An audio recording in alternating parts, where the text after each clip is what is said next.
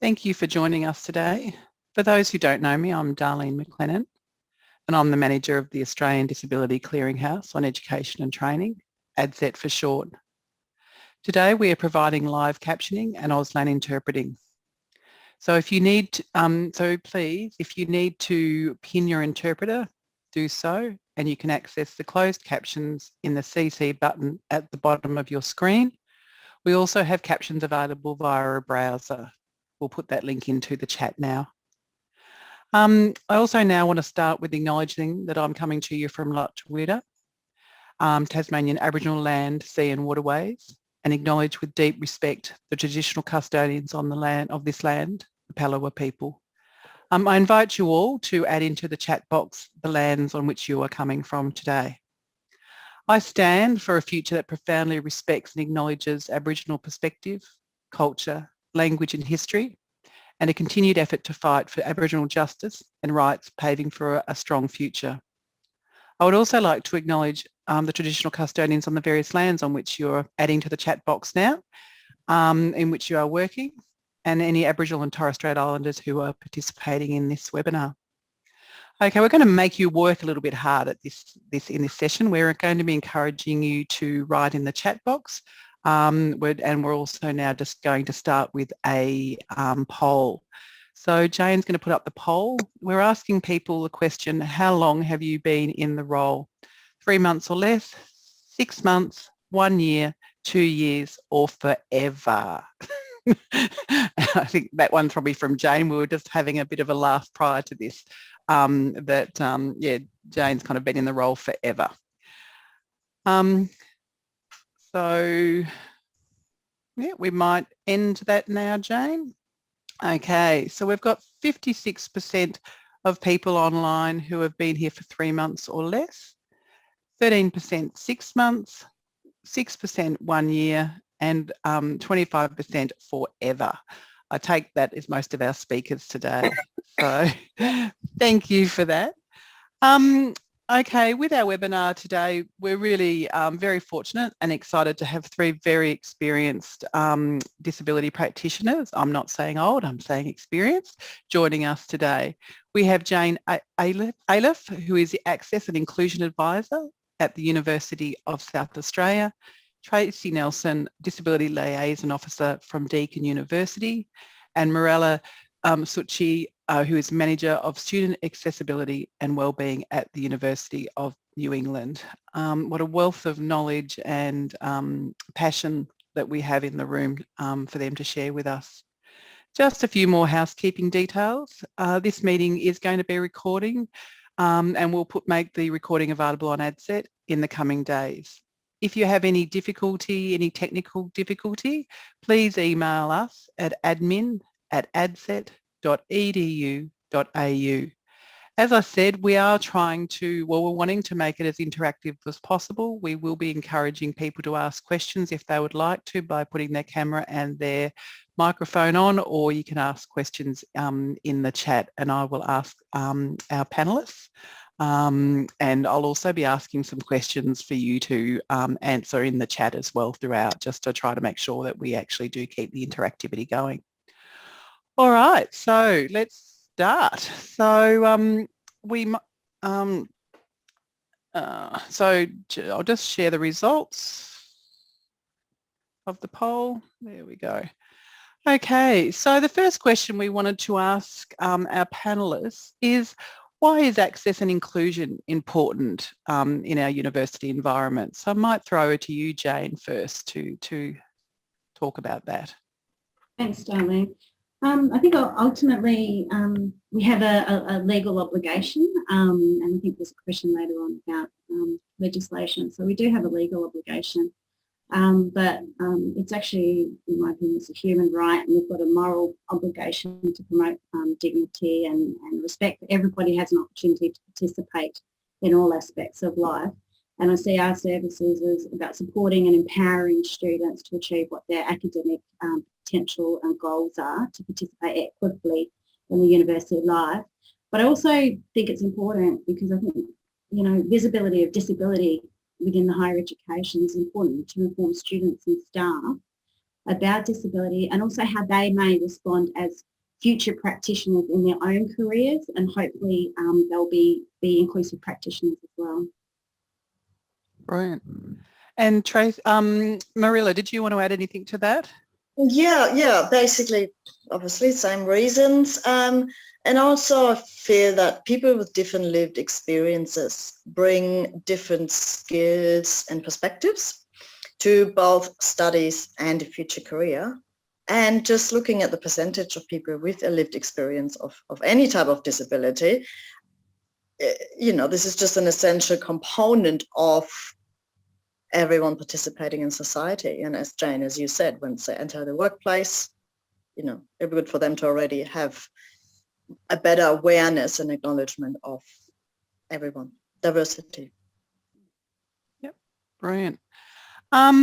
So the next one, we're going to talk about the legal framework in which we work in. But I'm going to pose a question to the audience, if people could add to their chat box, is what motivated you to become a disability practitioner or advisor or liaison officer, whatever name that is provided, or accessibility officer is another title. So what's motivated you? Just one or two words in the chat box to take that role on. So thinking about the conversation that Jayne and Mirela just provided us with is that, we have that moral and ethical and, cultural kind of reasons that disability and access to university is really important. But there is also the legal requirement that universities are as accessible as possible, and that they are, open and available to people with disability as the same as other people without disability. So, but what is the legal framework that we work in? So, Mirela, I might throw over to you first for that. Yep, the boring part. So, ultimately, we've had as you would know, when you applied for the positions, that we've had the Disability Discrimination Act since 1992, and on top of that we've got the disability standards for education that have been around since 2005 that basically set the basis for probably why our positions have been established, in order to support students in enabling them to participate at university on the same basis as all other students. We're also working under the TEXA, Tertiary Education Qualification Standards Agency standards, whatever they are, and they have several provisions that are specifically targeted at students from diverse backgrounds, not just with disabilities, but anyone from diverse backgrounds, and also general equity and information sharing that is accessible to everyone. At university, as far as I know, most organizations have their own act that they need to comply by. And then we've also got the accreditation requirements of the various disciplines. So in particular, those professional degrees such as medicine, law, psychology, social work. They have their own legislation requirements in order for the degree to be an accredited degree for the university and for the students to become accredited practitioners of whatever they're studying. So there's several layers of legal requirements that we need to be at least aware of. Yeah. I think I forgot. Yeah, and I think there's different states also have different requirements. Like in South Australia, I've got the EO legislation as well that impacts. And of course, as you said, different institutions have different policies like discrimination and harassment. We've got the student disability policy, and multiple institutions have their own disability action plans as well that need to adhere to. Yeah. I'm just going to post in the chat that the TEXA, I kind of say TEXA, how you say it, the guidance notes around diversity and equity. Sometimes people actually aren't aware of those guidance notes that exist, and they're quite useful to support you in advocating in your university, because it's something that universities really adhere to, that is the TEXA guidelines. So in the chat box, when we've asked the question, what's motivated you? Some of the answers are a new challenge to help others, Experience as a social worker in raising children with disability. I wanted to learn new skills to assist university students gain access to the studies. Experience as an OT, helping facilitate clinical placements for students with additional needs. I love this one, is fell into it at first, but love helping others and making an impact. Somebody else has said they also fell into the role, but have a keen interest in the mental health space and helping others and loving this new space. They're 1 month in. And finally, an opportunity to draw on students' experience to increase awareness and understanding of disability in relation to equitable education. So fantastic. Yeah, and what a great sector this is. I mean, I've been in the sector now for 16 years, and coming from the health and community sector, I've found the tertiary sector just, mind-blowing of the generosity and the enthusiasm and passion from each and every disability practitioner across Australia. Okay, one of the big questions that I think as a practitioner is often around your learning access plans. And so we just thought we'd kind of cover off a little bit of how you prepare a good learning plan. It's often hard, that word good. We kind of weren't quite sure whether to put that in the question. But so I might throw to you, Jayne, of, how do you develop or prepare a good, what are some of the tips or tricks around developing a good learning access plan?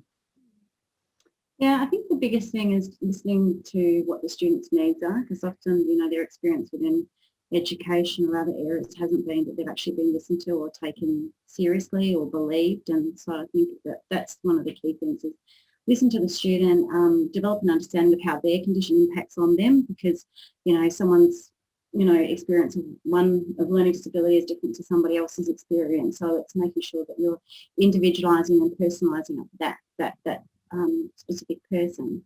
But it also is important to understand, what program you're going into, program courses, whatever you want to call it, because that informs, their chosen area of study, because having an understanding of that can guide you as a practitioner to know what might need to be included or considered in their plan. For example, if it's just class-based work, or whether it's an online environment, whether there's quizzes, whether there's placement, whether there's lab work. So that sort of informs, and placements as well, informs what you might actually include in an access plan. But to be honest with you, access plans are just words on a piece of paper, and it's actually what you do with the plan that I think is actually the critical thing in terms of the students understanding what the access plan is about, how to use the access plan, and to be honest with you, in my experience, is it's the actual communication between the student and the academic staff that's actually critical in the whole process in developing the access plan and putting that in place for the student to support their learning. Excellent. And Tracey, was there anything that you wanted to add to that at all? Yes, thanks, Darlene. I think, as Jayne said, there's a lot of opportunity in the access plan to focus on all the different elements of the student's course. What I try to do in an access plan is to convey the student as a human being, as a person, rather than just as a student. But also, like Jayne said, it's a very effective communication vehicle between the student and the academic who's going to be reading it.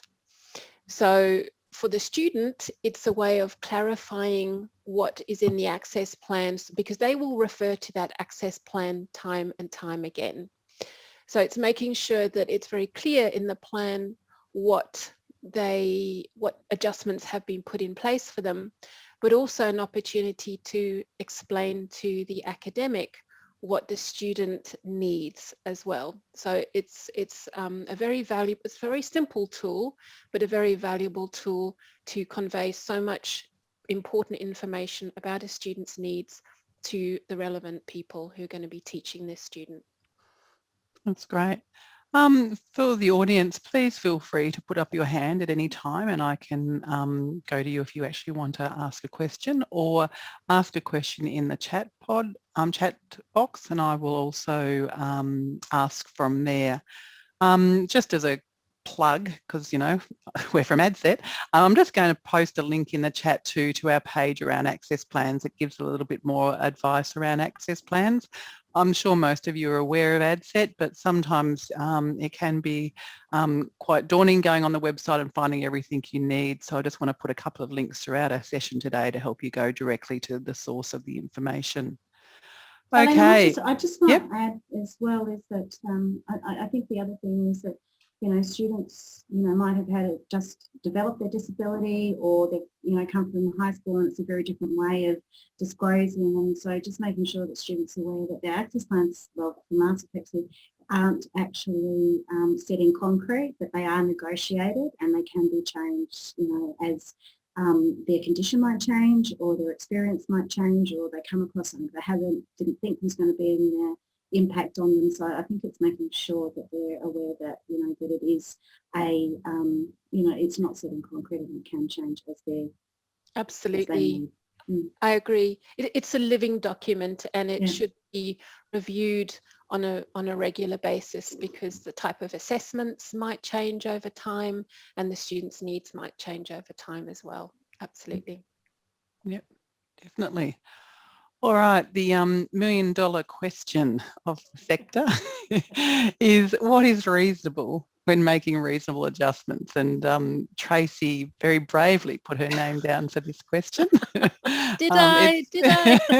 It's one of the things that can, as a new practitioner, my first time in the sector, accommodation was probably used more than adjustments, and I couldn't work out why we kept talking about beds at the university.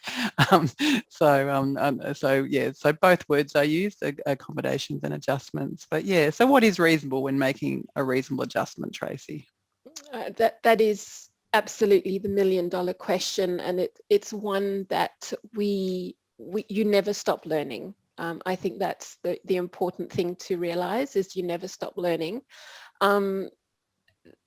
We're told that a reasonable adjustment is a measure or group of measures implemented by an education provider to assist the student with a disability to apply, enroll and participate in their course on the same basis as a student without disability. But the specifics are going to come down very much to the nature of the disability, the supporting documentation that the student has provided, the student's lived experience, plus your knowledge of the university, policies and processes, and the type of assessments that the student is going to deal with. So the reasonable part of the reasonable adjustments, it's a movable feast, and again, it can be quite dynamic. But I tend to focus on, well, what are the barriers that the student experiences, and then what adjustments can we put in place to mitigate or eliminate those barriers? So for example, a reasonable adjustment might be that a student needs extra time in a timed assessment, or they might need access to some form of assistive technology, or documents in a different format. So it comes down to what is reasonable for the student, what the student is going to be able to use in a way that makes sense to them, and in a way that makes sense for the type of course that they're doing, the type of assessment that they're doing. Sorry, I'm a bit croaky, so forgive me. It's using, you know, for politicians, it might be something like, well, the pub test. You know, the pub test, what is a reasonable person going to think would be suitable for that student? And this is sometimes where the conflict can come in between your view and the academics' view as well, and what is reasonable under the circumstances. But the good news if you are struggling with what is reasonable, is that there's a wealth of knowledge out there within the ADCET community, but also it's all about problem solving and working in partnership with the academics, and the reasonable part of it is generally quite easy to figure out. There might not be a pro forma that you can follow, but in discussion with the student, it's generally, my experience has been, it's quite easy to find that reasonableness in the reasonable adjustment or the educational adjustment. Has any of my colleagues got anything more to add to that? Yeah, Mirela? Yeah, I just wanted to add that in my experience, reasonableness also changes over time. So what may not have been reasonable 5 years ago is totally reasonable now / online exams. Yes. They were a big hurdle a while ago, and now everyone's doing it because we all had to start doing them last year. Yes. Accreditation requirements, I keep coming back to them, they change also as a result of last year, but they change anyway because they're being reviewed. Technological changes, so what students can access free of charge in particular. There's so much more assistive technology now than when I started in the role. That is just built into our everyday systems. So that makes it a lot easier for them to just use it, rather than having to purchase and get approval and so forth for particular technologies. Yes. And then obviously changes in unit and course outcomes, changes in the university's position, and also technology. So our university, I don't know about others, but we're just looking and investing a heap in new systems, for learning management, for student engagement, all sorts of. So, and that changes again what we can provide without needing to make further adjustments, and what adjustments then become reasonable because they're just a lot easier to implement. Absolutely. I think the inclusive education focus has meant that many of the baseline adjustments are no longer needed. And hopefully we get to a point in the future where most of the adjustments are simply in place already. As Mirela said, we've seen a huge move from, it's not possible to do online exams, to absolutely we can do online exams. And Deakin automatically gives everyone who's got an online timed assessment, automatically gives them an additional 50% of test time to accommodate dodgy internet, barking dogs, screaming kids, the usual. So we've gone from that is entirely not possible to this is the norm now, and hopefully we continue seeing that move forward. I And think one of thing, sorry. I think one of the things that's also a part of the legislation is that it's also not to give them a significant advantage over other students, so it's on equal footing. So but as I say to students, it's you still need to do the work. There's just some adjustments that you might need just to support you, so that what the aim is, they might not feel it, but the university wants to know what you know to be successful. Sometimes they feel like numbers, but that's not quite the truth. I do tell them that we do get judged on our reviews at the end of each courses and that. And I think part of the reasonable adjustment is that sometimes I have students come and they say, I need a week extension for all my assessments. And I think being too prescriptive in access plans actually can be not to the student's advantage, and that's why we talk about may have difficulties with oral presentations, because it depends on what the presentation is. A lot of presentations these days are all online and spoken into a PowerPoint rather than physically standing in front of a group of people. So I think it's being what you said, Tracey, about being adaptable, and things have changed as well. But I also think we need to remember that some of the academic reasonable adjustments, the decision actually rests with the academic. It's not us making that decision. And so our role then is twofold: to support the student and also to support the academic and with knowing what would be considered reasonable under the legislation, and whether we as a university, the decisions they're making might put the university at risk of being brought in front of the Human Rights Commission as well. Yeah. And of course, we often get told about registration bodies and what they will and won't do, and making sure that we're also students are aware that some of the adjustments is outside of the university's power because of the impacts of registration as well. Correct. Sorry, Mirela, you were going to say something? Probably very similar to what you've said. So it's a reasonableness to everyone. And that's where our work, I feel, is a lot in negotiating with the student to understand them and their needs. And then also with the lecturers to make sure that what we recommend doesn't contravene their requirements, or that we can find that compromise, middle ground. All right, I'm just going to post in the chat now the section on ADCET around reasonable adjustments. We've actually been able to, what we've done is actually put down specific adjustments too for different disability types. That just may help you as a practitioner to unpack kind of, if you're working with a student who is blind or deaf, what are some of the reasonable adjustments that may be expected in that place. But as, our presenters today have said, it is very individualised, but this just helps you and supports you in your practice.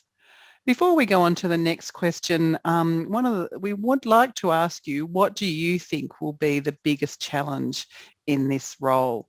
I'll post that question into the chat box for people to just write down the challenges. We've talked around, the access plans, unpacking reasonable adjustments.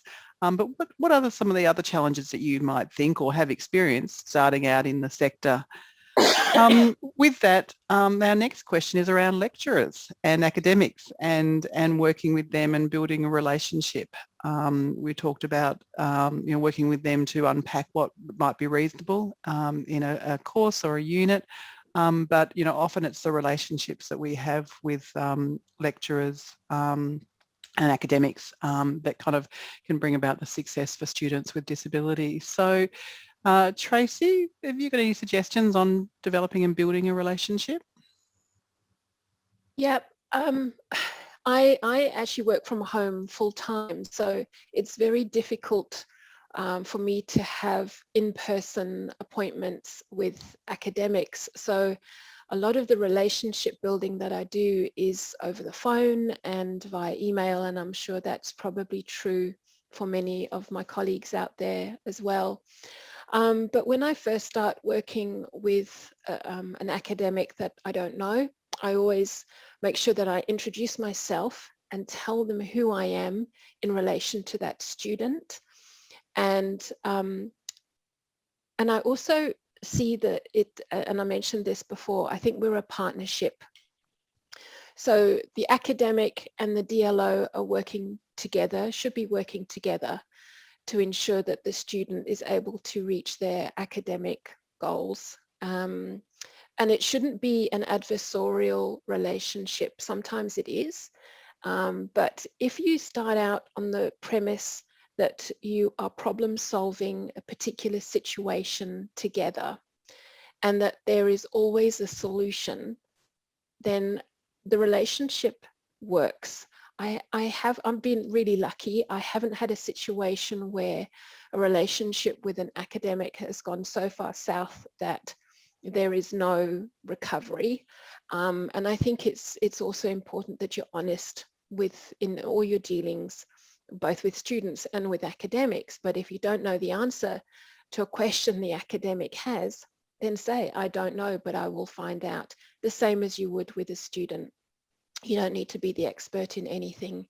But I think if you make them realize that you are coming from a place of wanting to help the student, wanting to help the academic, and working together to bring those parties together, you shouldn't go too far wrong.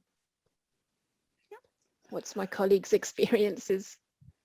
Well, I suppose the next question was if there are resistant lecturers, so you kind of developed a relationship, but sometimes, they are a diverse bunch. I think for many years ago, the lecturer was probably quite aloof or seen as aloof as, the expert and stood up in a lecture theatre and spoke about all their knowledge and then went off and hid in their office again. And these days academics are probably a different breed, but you still, get one or two academics that kind of feel like that you're giving a student an advantage by giving them reasonable adjustments, or they may not be wanting to put that reasonable adjustment. So what are some of the tips and tricks to deal with, academics who may challenge your suggestions? So Jayne, have you got any suggestions? Polite suggestions? I do like the, it's not school for the gifted, but I'm not allowed to say that. That's one of my speech bubbles. I think what Tracey was talking about is looking on establishing that individual relationship with academics, which I think is really important because obviously we work with some more than others. And I think another way is actually to deal with it on a more strategic way as well, and establish a relationship with different academic units. So we've, previously, not in the last couple of years because of COVID and everything and changing structures, but met with, division areas as well, and sort of worked to establish a relationship with the deans or the PVC or whoever it is, and actually do presentations at that school or unit or division level, so we can actually clarify exactly what our role is and what we play, so they're clear that we're not just there to advocate for the students. Our role is also to support staff and be clear that we, as a university, we actually have legal obligations that we need to do, and it is our responsibility jointly to make sure that we meet those. So I think once you establish that, I think that's a good basis to work from, because then you're actually presenting it with all staff there, and you're presenting it in front of the management level who will make those decisions, who can make those decisions. And if they're supportive, it's good for, that can sort of then feed down to the other staff. I've had staff quite loudly screaming at me in a corridor to saying, why would the student, how can they be studying? How can we let them studying, because all their conditions that they've got, and to this person now proactively contacting us to say, are there any students in my course that I need to be taking this into consideration? So I think sometimes it's we need to take a softly approach with some academics, and it's going to change as it depends on their personality, your personality, what's happening with the students as well. But I think what you were saying, Tracey, is just being honest about what we can do, what is reasonable and what our obligations are, and working from there. We have had situations where academics have said your students, or the DRC students, that's Disability Resource Centre students, and we have to say, no, actually they are Deakin students, they're our students. They're not a separate entity. We're all in this together. Yeah. And ultimately, Darlene, sometimes I might have to go to a program director and feedback to get some support from there, or a higher divisional level. But ultimately, because I'm sort of on the lower end of the food chain, I just pass that straight up to my manager. That good old handballing. Awesome at it. Excellent. Anything else, Mirela? Did you want to say something as well? Yeah, just sort of similar to what I was saying before, that again, depends on personalities, doesn't work with everyone, but sometimes to kind of outline the benefits of a particular adjustment to other students as well. So it's not just individual adjustments, you close captions for your recordings. We've had lecturers saying, oh, but I want students to take notes. It's like, well, but they're not actually sitting in your lecture, and 50% of students in your class are in Sydney, and they might be wanting to listen to the lecture on their way to work. And it's much easier to read the subtitles when there's a noisy train in the background. So yeah, so that's sometimes works, I find works as well, is to sort of say, well, how about this? That's kind of a benefit to everyone for you in your unit. Yeah, excellent.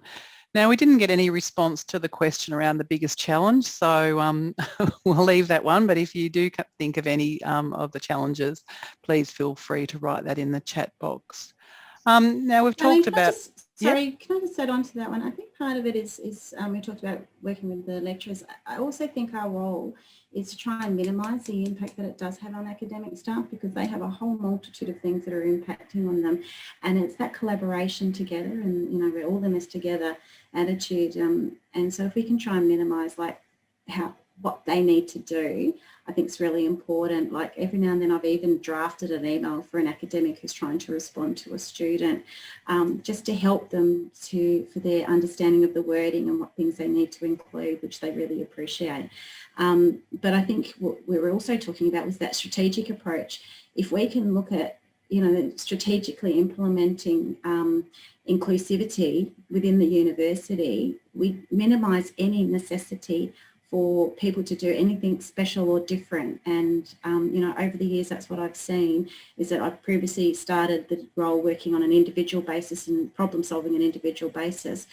And that those individual circumstances inform strategic work. And so, we've like this online environment, and we've got multi-access suites, we've got assistive technology. So really all of this stuff is actually minimising the strategic approach within the whole university is important to, means it takes the pressure off the academics as well.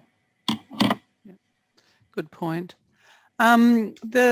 We've talked about academics and the educators. The next, I suppose, thing in this equation is the student. So how, and do you have any suggestions on how to manage student expectations around what your role is, what you should be doing as a disability practitioner? So Mirela, I might go to you first to discuss that. Again, I guess it's similar to what Tracey and Jayne have been saying too, just being honest and giving them all the information that we can give them. So about our role, what we tend to do is say that we're not advocates for them, because that tends to move into one of our next questions about dependencies. But that, there's a separate advocacy group and there's separate avenues for them to pursue should they have any difficulties. But that we are there to negotiate the study access, learning access plans, and support them if they have any difficulties with any adjustments. But also looking at their course and the course requirements. So again, just being honest, saying what is needed, where adjustments can be made and where they just cannot be made, and whether then that particular course is the right course for the student. So I find a lot that for example, in our marketing area and admissions, they try and get everyone in and enroll in a full-time courses, like in a full-time course, and we're kind of backing off and saying the opposite again. Well, maybe this isn't the right course for you because you have to come on campus for certain things, or maybe you should reduce the number of subjects or units you study because of the load it has on you and your health. So we're kind of the enemy of a marketing area sometimes because we tell them to reduce their load so they can manage better and actually pass their units. So it's sort of managing those expectations and sometimes just informing them about how things work, because they don't necessarily, especially when they're just starting, understand all the different systems and requirements. Yeah.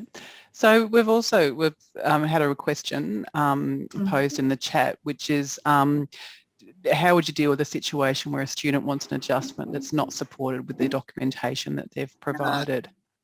So, Mirela, did you want to? That is, so an adjustment that's in the documentation, but it's not in the. Yeah, it's not supported in the documentation. So the students ask for an adjustment, but their documentation actually doesn't kind of come up with that. Yeah. Depends again on the conversation with the student. So if it's an adjustment that, again, more experience will give you a better idea, but if it's an adjustment that sounds like it is one that can support the student, that's kind of in line, or maybe something that they've had previously at another university or at school or somewhere else, and if it's can be implemented from the course's perspective, from the academic perspective, that's definitely something you can discuss with them. So it's not, we've also had it the other way around, where doctors have recommended adjustments or set student requires certain adjustments that we just cannot provide because it doesn't meet the inherent requirements of that particular course. So both are not prescriptive. So it's not just that we just have to put in place what the documentation says, but also we're not restricted by what is in the documentation, if that makes sense. I mean, it's one of the challenges, I think, for the sector, and, you know, thinking about, you know, we are very medicalised in this requiring documentation, but I think all of us ethically will come from a human rights or social model of disability, and, you know, and we would be wanting to put the student at the centre, and they're the expert ultimately of what their own adjustments are. So it's, you know, it's one of the challenges I think that exists for us as disability practitioners, is unpacking that. Yeah.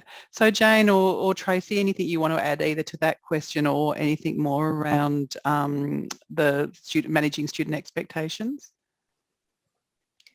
I just think in relation, I think that's a good question that Rebecca raised about if it's not supported by documentation, is, as Mirela said, is that discussion about, you know, what is it that's, you know, they're concerned about, you know, previous experience that they might have had. Sometimes we get treating practitioners over-prescribing, getting quite generous about what things they might suggest for students. So I think it is a bit of a discussion, and it then also goes down to, is it reasonable or not reasonable? Sometimes I have students come in saying, what can I get? Is their first exclamation, and I say, well, it's not what you can get, it's what, you know, how your condition impacts on your studies, and then we work backwards from there. You know, I have had a few occasions when I've had students asking for something that was not, in my experience, reasonable. I've just needed to indicate that I'd need more information or documentation from their treating practitioners so that we've got some transparency for the decision making around their request. Yep. Brilliant.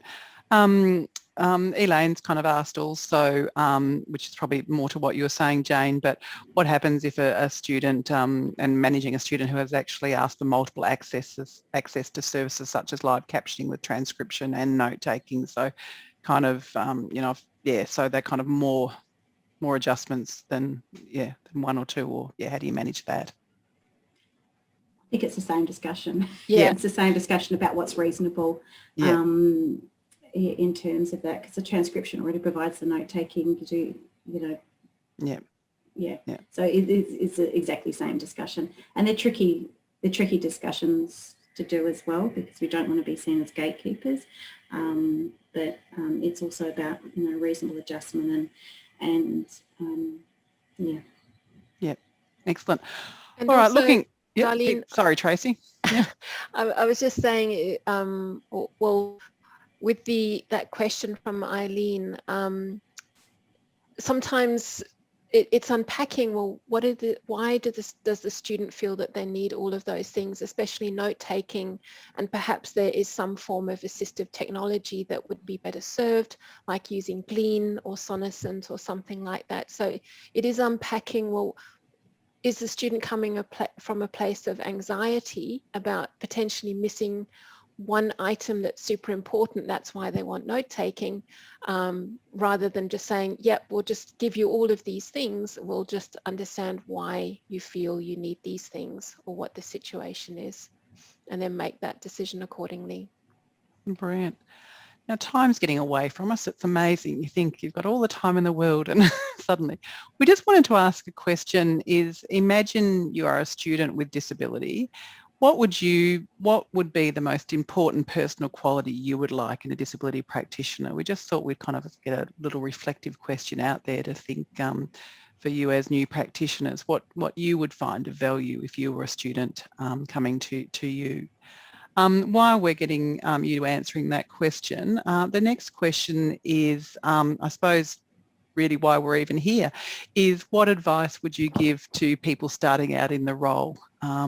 So, Jayne, I might throw to you first to answer that. Shameless plug for ADCET, but ADCET, the information on there has developed over the years is just it's just amazing, and there's just so much information in there. So and it's constant, and it's there 24/7. So you know, always check out ADCET for information and guidance.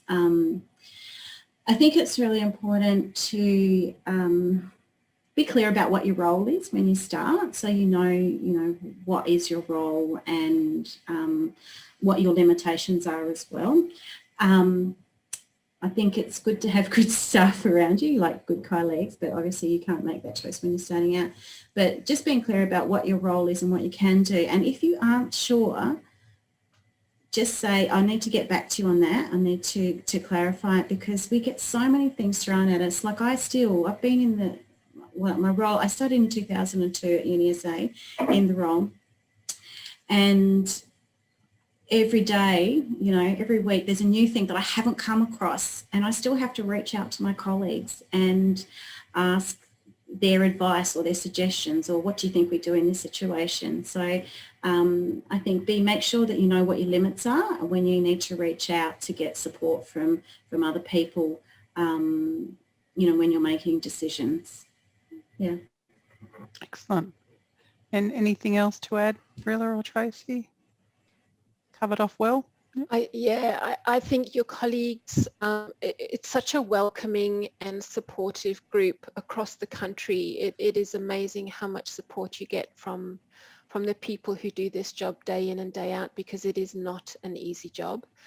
That you have your good days and your bad days, and that's to be expected. But your colleagues and figuring out things together is a very important part of this job. Brilliant. Just in answer to the question around what you would like to see in a disability practitioner if you're a student, we've had some great responses. Understanding, empathetic, easy to talk to, drives action, honesty and straight talking, collaborative spirit, active listening skills. Lived experience can also help. We've also had a question relating back to the previous question around how do you balance the needs of a student who has live captioning and the needs of class dynamics, which can be very noisy, and teachers encouraging lively chatter, which can overlap at times. How do we balance the needs of the I can never say that word, stenographer, to ensure you can provide captions and welcome ideas and strategies. So welcoming any ideas or strategies if you've had students who are deaf that you've supported. Mirela's got a hand up. Yep. Mirela, sorry. No, sorry, I should have just started talking. We found with a student who's come up for intensive schools for a few years now and had live captioning, it doesn't really work in those noisy environments. So what we provided instead was just an assistant, study assistant, because the student was hard of hearing, not entirely hearing impaired. So it worked, in that situation, it worked to have just someone there, more or less repeating into his ear what the main conversation topic was, because the live captioners, it's just been impossible to really capture what the actual main conversation was. But that may not work for everyone either. No. Yeah. All right. So just one of the other things around support, and I'm sure you all are signed up, but I'm just going to put the link to the Ofsted list.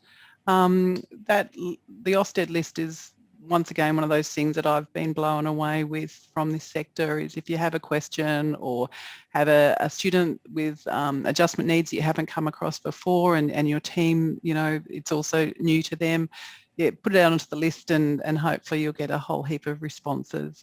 It's just such a generous place, I think, such a supportive world that list serves. So if you haven't signed up to it, I encourage you to sign up. Okay, so the next question is the line around supporting needs and creating dependency. We've probably talked a little bit about the relationship with the students, but yeah, how do you manage, you know, we've talked about the expectations, but also I suppose that challenges, you know, is there a risk of students becoming dependent on you, or even academics becoming dependent on you? How do you ensure that, you know, the relationship remains professional, and that, so any feedback from that one? My screen has frozen. It has. Luckily, it's not in a very awkward pose. Supporting needs and creating dependency. This is an ongoing struggle that we have. Some students want you to hold their hand through everything and can get quite irate if you encourage them to do their own work.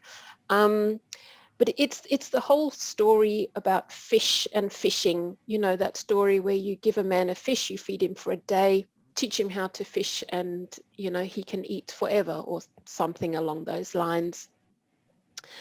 So where there is a tendency for students to want me to act on their behalf, what I have done, and as you can see, I focus on quite the practical solution, is to say, if you want to email your unit chair or your academic, feel free to CC me in. I'm not going to email on your behalf, but I'm happy for you to CC me into that email so that you know that I know what's going on. And the last thing you want to do, I work 3 days a week and I've got a caseload of 300 students, is I cannot possibly be there for all of them all the time.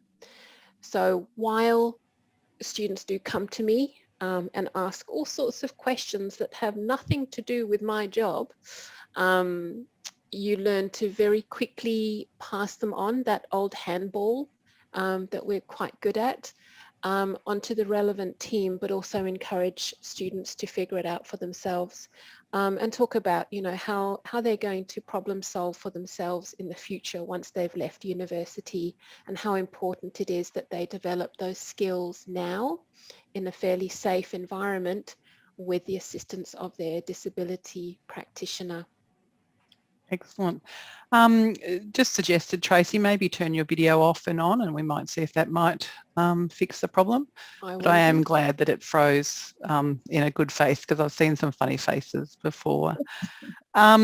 Just looking at the time, and we've still got quite a few questions. So probably moving to one of the important questions too, is because we've kind of talked about all the rosy stories and the happy stories.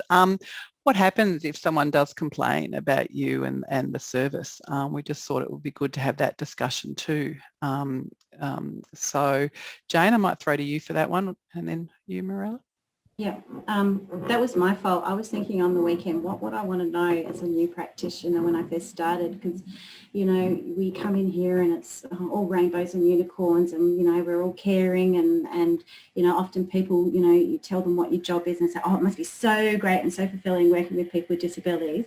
And yes, it is. But as with any area, you know, you have people who can be challenging to work with, and I suppose one of the reasons I raised it is that, you know, I did early on in my first couple of years have a student make a complaint that went up to the Human Rights Commission at that time, and it was really professionally and personally challenging, and I was very lucky to have a really, really supportive manager through that process.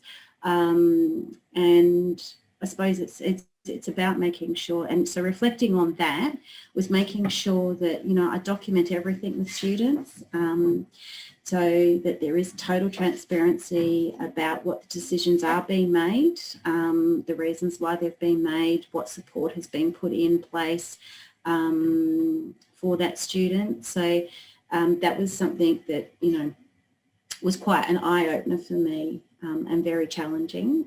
So all I can suggest is that, you know, sometimes we're going to have people who aren't happy with our services, both staff and students, and being clear about what your role is, what you can and can't do, and if you feel that you're struggling, is make sure that you know, consult with, you know, your manager, consult with your colleagues about, you know, what is reasonable. Make sure that you document everything, so then, you know, there's transparency of the decision making, and you can support if there's any queries about what support you have and haven't provided, you've got that documentation to back you up if a complaint is either internal or external if they need that. So, yeah. Yep, brilliant. That's great advice. Just for everybody know that we've got Tracey in voice, but we haven't got her video, so we probably should have stayed with the other one. Sorry, Tracey, I thought that might have solved it, not kind of got rid of you totally. So that's okay. Yeah. So yeah, just one of the other questions is around disclosure. I suppose students talking about their disability, and you know, often you have that diversity in the student cohort. We've got school leavers, you know, people returning to study, mature age.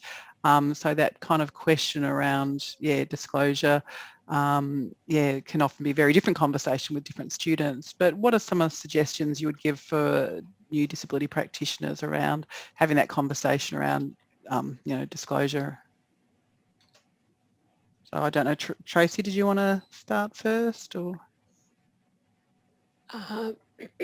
Sorry, I'm trying to get my camera to work. The disclosure situation, I think the word disclosure can be very scary. I think it's sharing. It's talking about who do you feel comfortable sharing your information with and why. And that could be a placement coordinator or somewhere where you're doing your internship or a future employer. Students are worried about what's going to happen to that information, how far their information is going to go that they disclose internally, whether that's going to go externally. And once they've had that reassurance that the information they share with us in particular is not going to go any further, then they're quite happy. I'm not sure if I have answered the question because I missed the first bit. That's okay. Have I? No, you have, yeah. And okay, good. Yeah, and I think you covered off it. You know, disclosure is probably a word we often use, and not often people with disabilities. So I think that's sharing the information. Did Mirela? Yeah, did you have something? Same. Basically, sharing information and just being clear about where the information goes and what we can or can't do if they disclose or not disclose. But on the flip side of that, we've also had the experience that some students over-disclose to a lot of people. So, you know, the ones that email everyone, including the Vice Chancellor and every head of school. And there, I think it is, again, sometimes just to rein them in a little bit and just say, you know, this may not be beneficial for you if what they're disclosing impacts on others, whether it's about what they think of the student or what might trigger something for themselves if they've disclosed experiences. So that's kind of the flip side of that. You go, well, if you need someone to talk to, we have this counseling service here, you can talk to me, you can talk to one other person, rather than sharing everything with everyone. So yeah, we've had all sorts of different scenarios of under or over disclosure. Yeah, that's brilliant. I think that's a really important point, Mirela. Yeah, we've had that, and it's to the detriment of the student. But I think it's also, I mean, the way that we operate, and I know some universities operate slightly different, is that when we complete an access plan, we send it to the student. We only send it to the program director for their information. We're very clear with the student about the levels of entry and privacy of their documentation and that they send to us, which stays in our service. And we're also very clear about, you know, the access plan, that we only send it for information to the program director, and it's the student's responsibility to disclose as appropriate. And I would work individually with the students about what that means for them. So, and it would depend on what their condition is, what adjustments they're wanting, and the sort of program they're in. Like, for example, you know, a student who just needs extra 10 minutes in exams, that's an automated process for us. So they don't even need to let their course coordinators know. So it's just looking about, you know, what they might need. So if they do need to use a different coloured, you know, texture on a board, then we would need to talk to their tutors or their lecturers. And I think, so it is on an individual basis. But I also say to students that, you know, academics don't know what support you need unless you let them know. So it's important for them to let them know if they do want support, but also not to just randomly send their access plan to all of their academics, because often they send it and then they go, there you go, and they expect them to read it and understand it. So I sort of say to students, it's really important for you to think about what are you asking for them? What are you asking of them, and what do you need, and being specific about what that might be. So it might be if at the start of the study period they feel comfortable about doing it because they need it, or it be that they just need an extension, and so they only do that at the time that they need that extension. Yeah. So it just needs to be personalised to that student. Well, that 2 minutes went very quickly there, Jayne.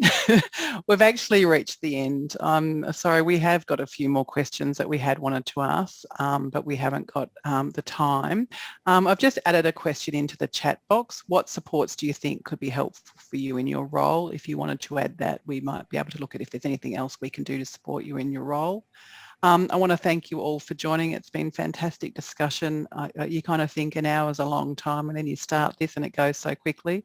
So thank you to our 3 panellists, Mirela, Jayne and Tracey. Your wisdom and your sharing your information was great. We'll also put this up on ADCET with some of the chat and so forth, so we can keep the conversation going.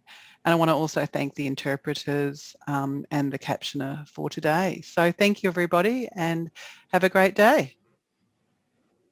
Thank you. Bye. Thank you.